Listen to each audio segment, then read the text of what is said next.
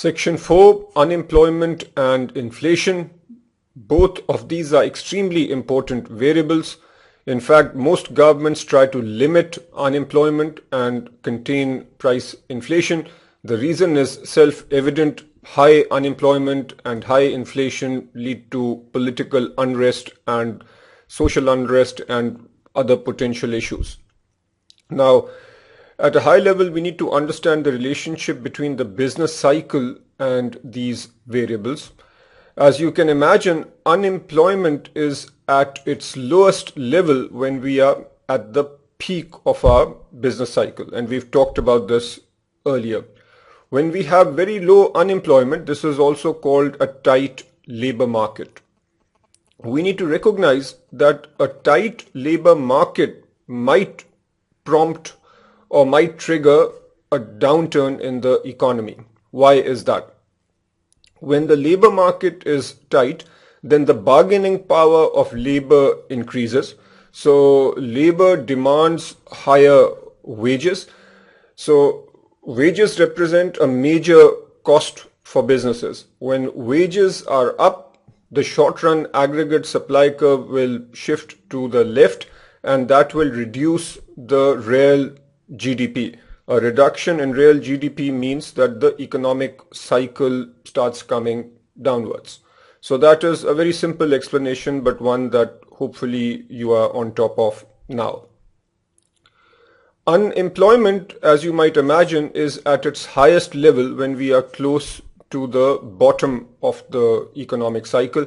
Now, as we'll see later, unemployment numbers lag the cycle a little bit, but by and large, they are related to the business cycle.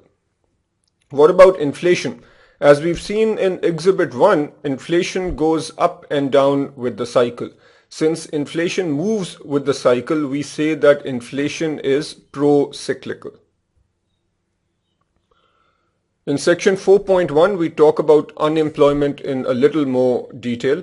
From an exam perspective, you need to understand some basic terminology related to employment and unemployment. Employed refers to the number of people who are actually employed or people who have a job. Labor force refers to people who are employed as well as people who are actively looking for work. And this is quite testable because simply looking at labor force, one might think that this refers to people who are actually working, but the definition of labor force is those who are working plus those who are looking for work. Unemployed refers to those people who are actively looking for work. So they are not employed, but they are looking. Remember, unemployed therefore is part of the labor force. Within unemployed, there are subcategories, and here are the three that you need to know. Long-term unemployed are those who have not been employed for the long term, and long term here, according to the curriculum, is about 3 to 4 months in most countries. Frictionally unemployed means that people are between jobs. So this is actually normal. In a properly functioning economy, people should be switching jobs, or some people should be switching jobs, and the people who are in the process of moving from company A to company B and are not working right now, we would call them frictionally unemployed. Structurally unemployed means people whose skill set does not match the skill sets that employers are looking for. So for example, as businesses started relying more and more on information technology, and with the spread of desktop computers, the need for typists became less. So if we had several typists who were out of a job, we would call them structurally unemployed. A few more terms that you need to be aware of. Activity ratio or participation ratio. This refers to the ratio of the total labor force divided by the total population. In a country where, let's say, a large percentage of women are part of the workforce, there the activity ratio would be relatively high. In a country where a large percentage of women stay at home, there the activity ratio would be relatively low. Underemployed means that someone has a high qualification. So somebody has received the CFA charter, for example, but is doing a job that is well below that qualification. Discouraged worker is somebody who has been looking for work for a long time and is discouraged, doesn't see that there is a job for him and decides to stop looking. Since the person is not looking anymore, he is not classified as being in the labor force and is not classified as being unemployed. He would be classified as a discouraged worker. Voluntarily unemployed would be somebody who is in the working age population. So if somebody is 22 years old and is pursuing a master's degree and is voluntarily not working, then that person would be classified as voluntarily unemployed. I want to make one clarification here. When we say population, what we actually mean is working age population. So in most countries, that would be population aged 16 to 64. The most important metric for measuring unemployment is the unemployment rate. This is the ratio of unemployed to the labor force. In most countries, this is the measure that is quoted for unemployment, but keep in mind that the exact definition or the exact calculation might be different in different countries. So for example, the labor force might be defined slightly differently, or the definition of unemployed might vary a little from country to country. So when you compare unemployment numbers across multiple countries or multiple regions, you should also carefully look at the exact definition of the unemployment rate.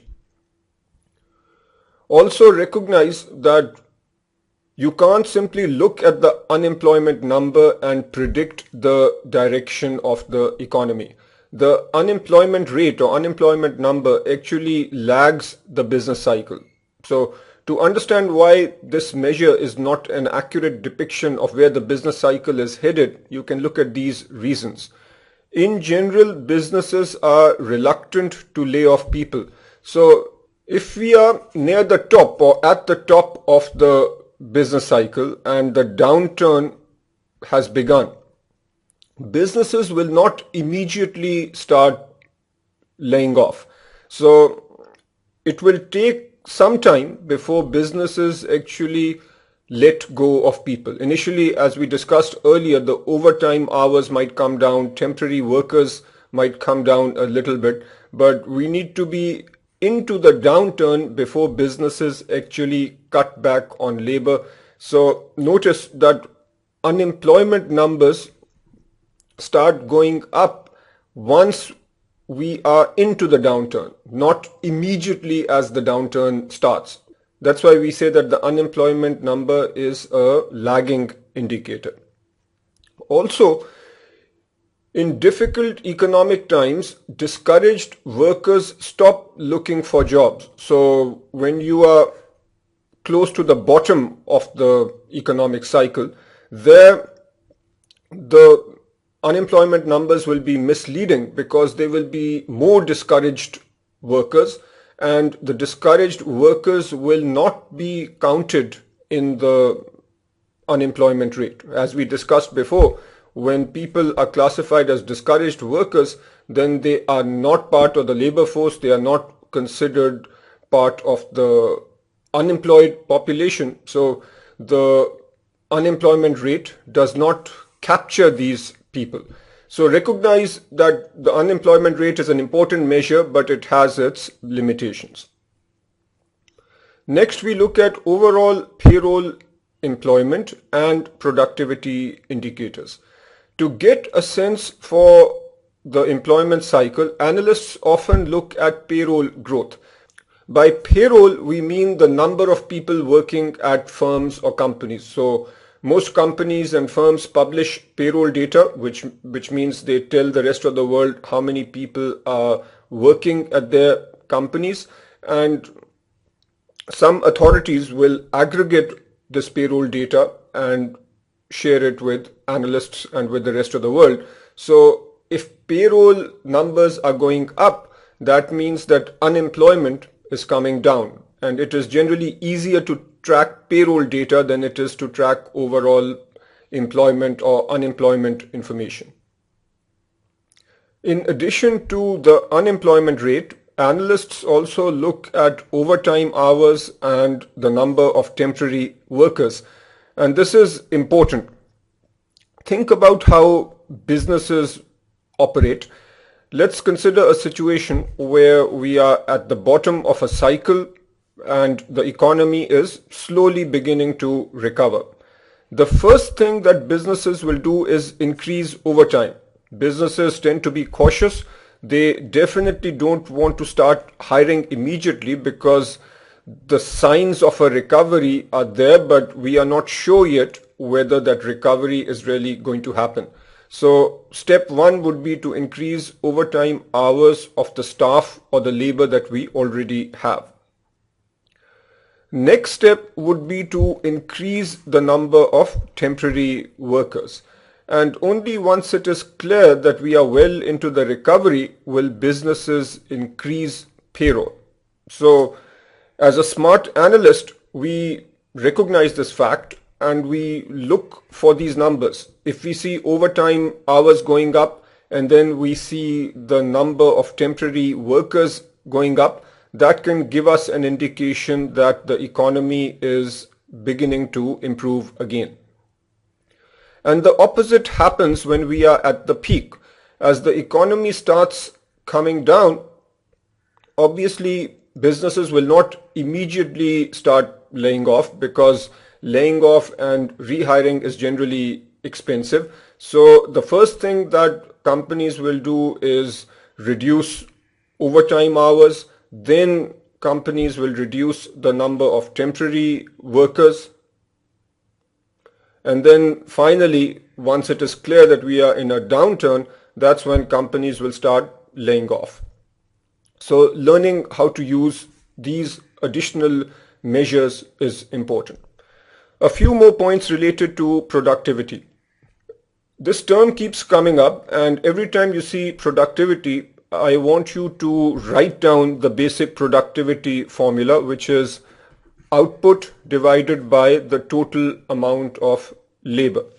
We are saying that a drop in productivity precedes a decrease in full-time payrolls. Look at this picture. As the economy begins to slow down, the output comes down, and as I just mentioned, businesses are reluctant to simply lay off people. So initially labor might come down marginally, but not by as much. The output will come down faster.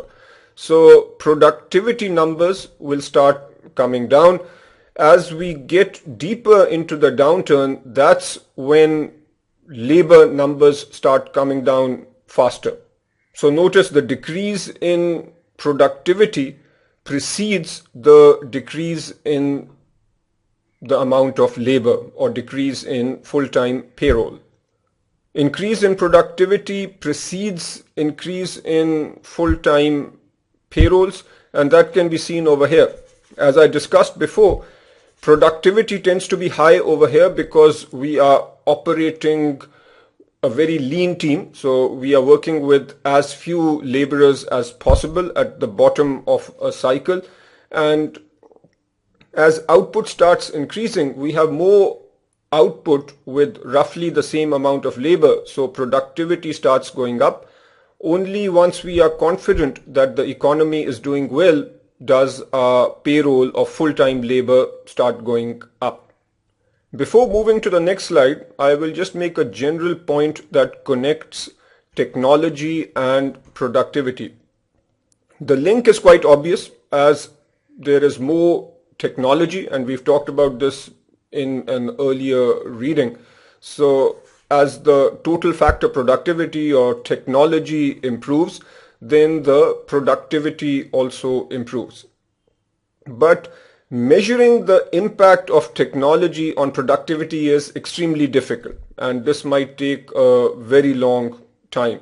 So for example, with the wide usage of email, productivity went up, but it is extremely hard to measure the link between email and productivity. And there are several other examples where new technologies, new processes come in, productivity improves, but again, a point made in the curriculum and one that is also tested later is the fact that this link is very hard to measure.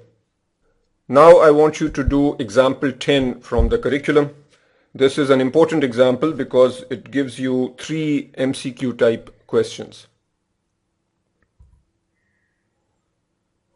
Next we come to inflation. As discussed before, inflation tends to be pro-cyclical, which means it goes up and down with the business cycle. It is important to understand the definition of inflation. Inflation is the sustained rise in overall prices in an economy. And this is a potential exam question. Let's say that the price level is initially here at 100. The price level goes up from 100 to 105 and stays there. Is this inflation? The answer is no. Inflation would mean that this price level is constantly rising. That's what we mean by the sustained rise. The inflation rate is the percentage change in a price index. And we'll talk about price indices later, but generally the inflation rate is given as an annualized number. If at the start of the year the price level is 100, end of the year the price level is 105, then we'll say that the annual inflation rate is 5%. Inflation rates allow us to infer the state of the economy, and we've seen this before. If inflation is high, then that might imply that the economy is overheated. Also, unexpected changes in inflation may trigger a change in monetary policy which can impact asset prices. This is just reinforcing and emphasizing why we as analysts need to be on top of this inflation figure.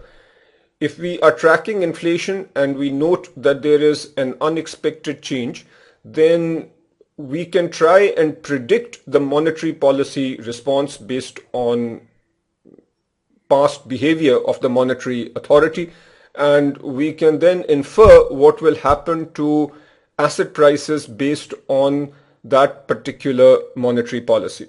Don't need to get into too much detail on this. This is material that you will see in subsequent levels, but just recognize the fact that as an analyst, you need to be aware of what's happening with inflation, because not only does that tell you about the economy, it also tells you about what potentially might happen to asset prices.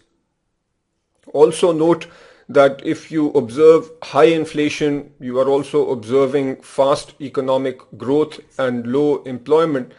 We have what is called an inflationary gap, and this will indicate that the economy is overheated. I'm sure you remember this, but very quickly going back to aggregate demand, aggregate supply model, if this is our potential GDP, again we have price level on the Y and real GDP on the X. What we are talking about here is a situation like this: aggregate demand, short run aggregate supply, the real GDP is above potential. Here we have high inflation, price levels are relatively high. Being to the right of potential GDP means that we have low unemployment, fast economic growth. So this means the economy is overheating and chances of inflation then are very high. Here are some terms that you need to know: deflation, hyperinflation, and disinflation. Deflation is a sustained decrease in aggregate price level. So if our price level is coming from 100 down to 99, down to 98, this is deflation, a decrease in price level. Hyperinflation means a very fast increase in aggregate price levels. A rule of thumb is that over a 3-year period, if the price level doubles, so 100% or greater increase in price level over a 3-year period, that is generally referred to as hyperinflation. And finally, disinflation means a decline in the inflation rate. So if in a particular year you have a 15% inflation rate, in the next year you have 12% inflation rate, and then 10% inflation, the price levels are going up but at a decreasing rate. Another way of putting it is that the actual inflation number is positive but less positive. This would be an example of disinflation. I can imagine an exam question that checks whether you understand the difference between deflation and disinflation, and I hope it is obvious. With deflation, the price level is coming down. With disinflation, the price level is going up, but at a decreasing rate. Measuring inflation, the construction of price indices. A price index represents the average prices of a basket of goods and services. As we see in the equity component of this course, where we talk about equity indices, there can be different kinds of equity indices. There are different ways of weighting the constituents. The same concept applies over here. With equity indices, the constituents are stocks. Here, the constituents are actual physical goods. So the question becomes, how do you weight them? What rules do you use? And we have different sorts of indices depending on the rules which are used.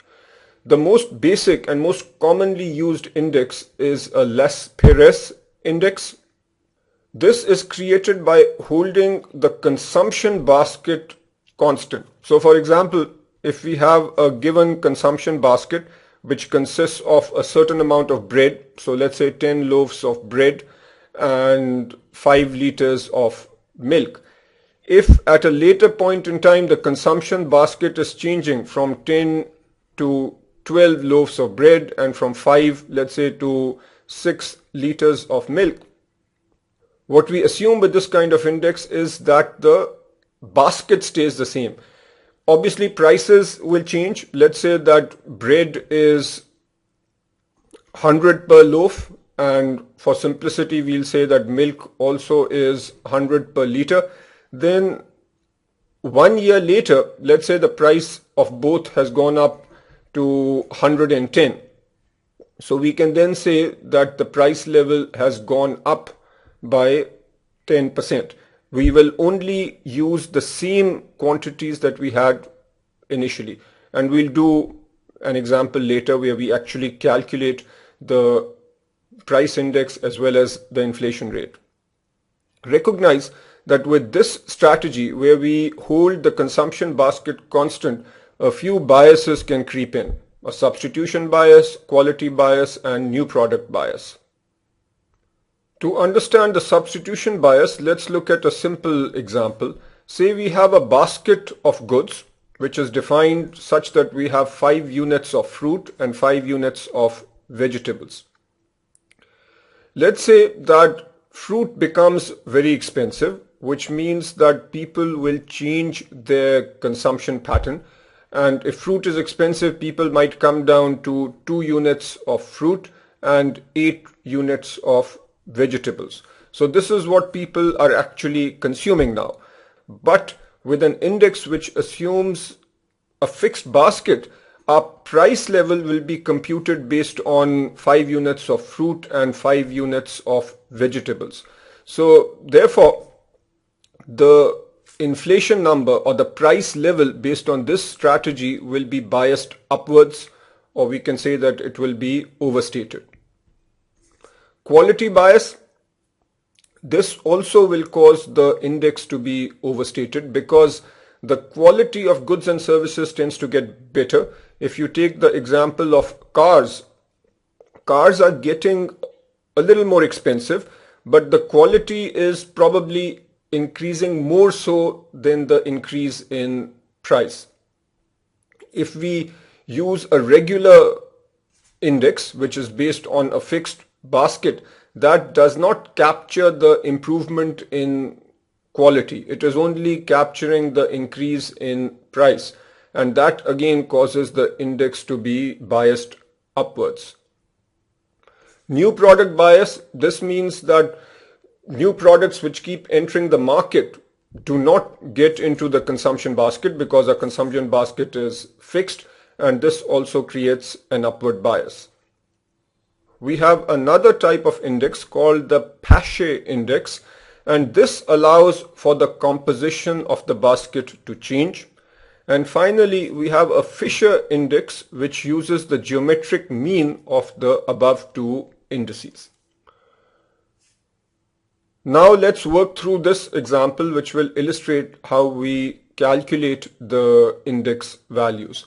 I want you to actually calculate the index values and then also show the inflation rate. Here is what we do for the Les Perez index, and I know I'm probably killing the pronunciation here, but that doesn't matter too much. So the quantity is 7 and 10. We multiply that by the price, and this is our number. But we are told to set the base period to 100, and we are saying that this period, January 2012, is our base period. To convert 1630 into 100, we divide by 1630 and multiply by 100. Next period, we will use the same quantity. We keep the basket the same. So we have 7 and 10, but we use the new prices, 110 and 120.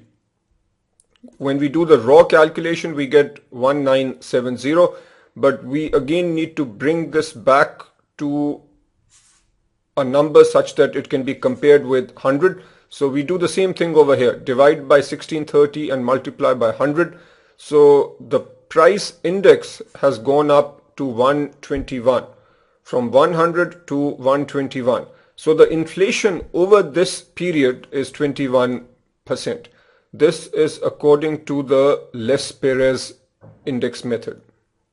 What do we do with the Pache index method? Here, instead of keeping the basket constant, we use the new basket number. So we will do 9 multiplied by 110, and here for milk it would be 12 multiplied by 120. So we do the calculation. The Fisher index, as I said before, is the geometric mean of these two numbers.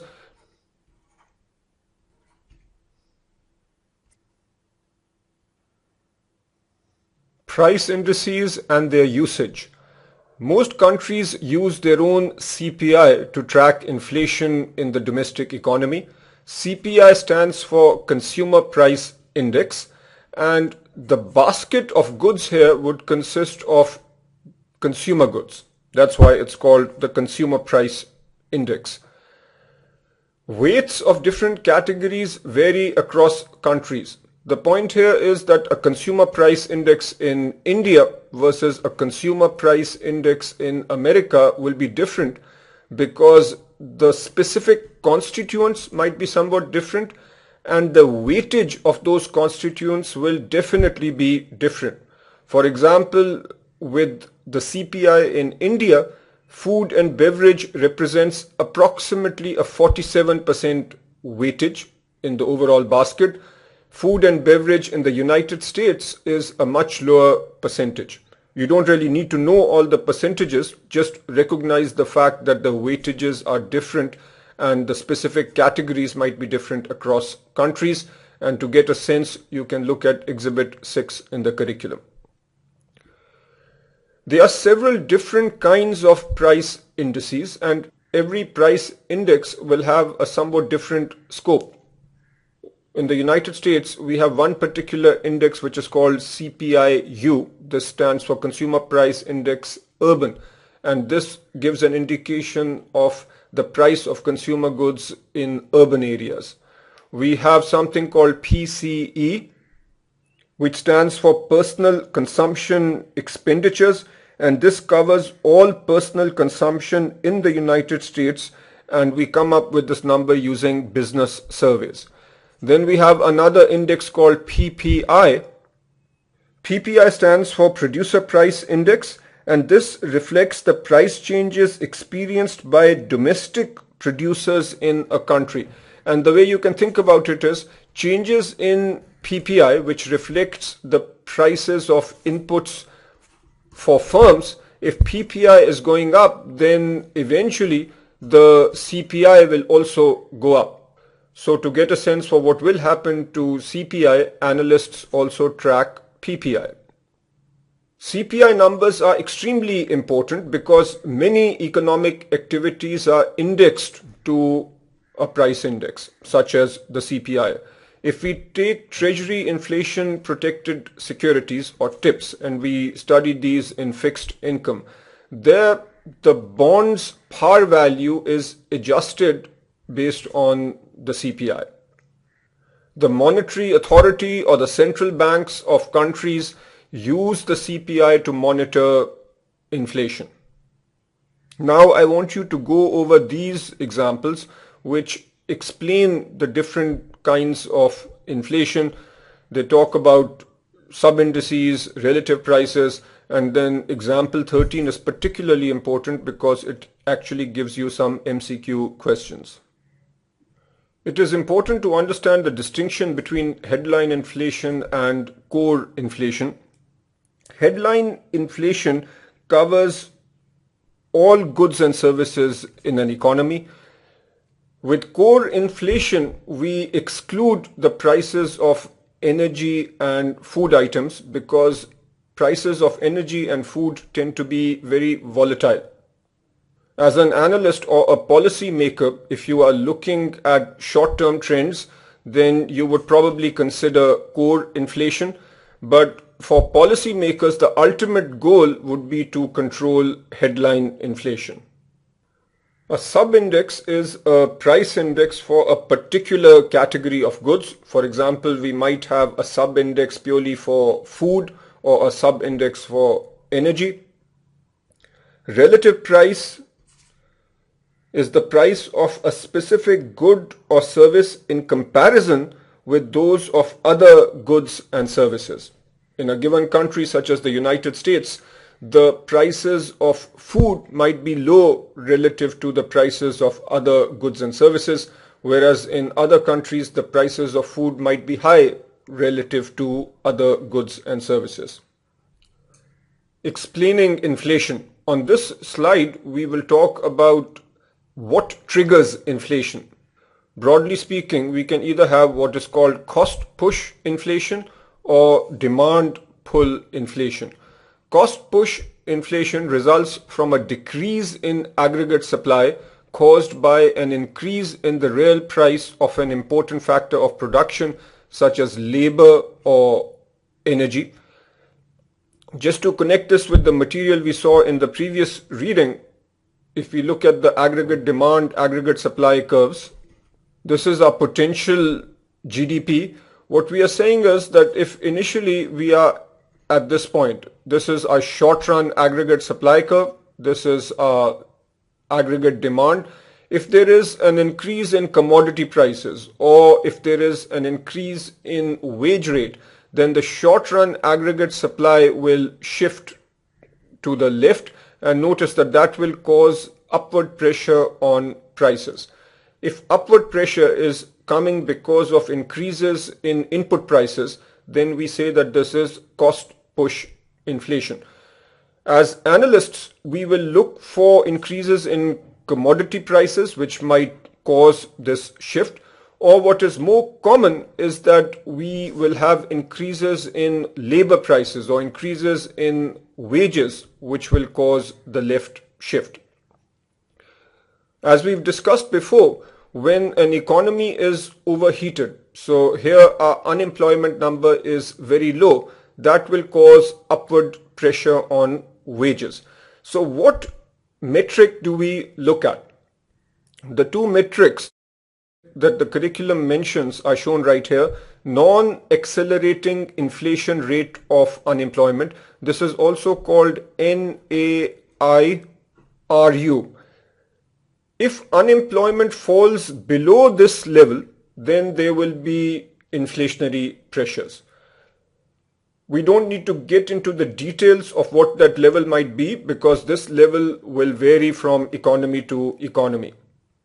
Or we also have a metric called the natural rate of unemployment.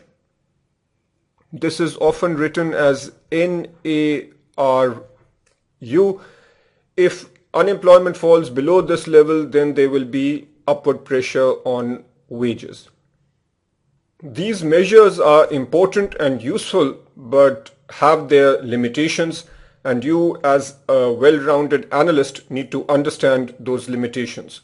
One limitation is that the appropriate level below which pricing pressure or wage pressure kicks in, that level might change over time. The other issue is that these metrics don't consider bottlenecks in specific segments of the labor market. So for example, let's say that the demand for skilled computer resources is very high, but the supply is low. Clearly then the prices or the wages of computer resources will move upwards, higher wage, but that particular segment might not be reflected well in these particular measures. So recognize these two weaknesses. Another point that you need to understand is the relationship between productivity and unit labor cost. As productivity goes up, the unit labor cost will come down, and this is fairly evident. Higher productivity means that per unit of labor, more goods are being produced, which means that in a particular good or service, if we look at the percentage of cost that represents labor cost, that percentage becomes lower as productivity becomes higher. And what that means is, even if wages do go up, given the fact that we have higher productivity, higher wages are less likely to cause upward pressure on price levels. So simply looking at higher wages is not enough. We also need to look at whether productivity is going up when we are trying to determine whether or not price levels will go up.